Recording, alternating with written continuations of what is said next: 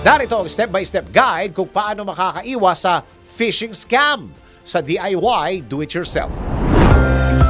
Kayang-kaya mo ang kahit na ano kung ikaw mismo ang gagawa nito. Let's learn new things sa DIY Do-It-Yourself.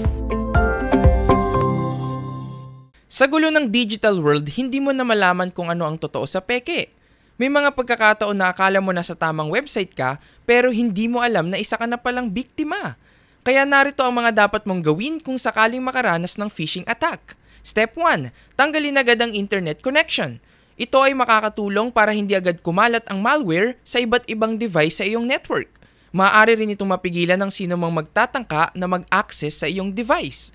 Step 2. Backup your files. Kapag disconnected na sa internet, kumuha ng flash drive o hard drive para mailipat ang iyong files. Maaari kasing mawala at makorrupt ang iyong files kapag nadali ng phishing attack. Step 3. I-scan ang iyong system kung mayroong malware. Kung ikaw ay hindi tech-savvy, mainam na agad kumonsulta sa mga tech expert. Step 4. Palitan ng iyong mga credential.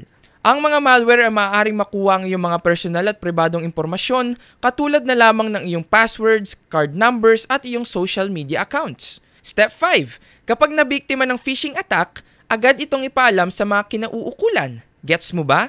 Sige nga, do it yourself.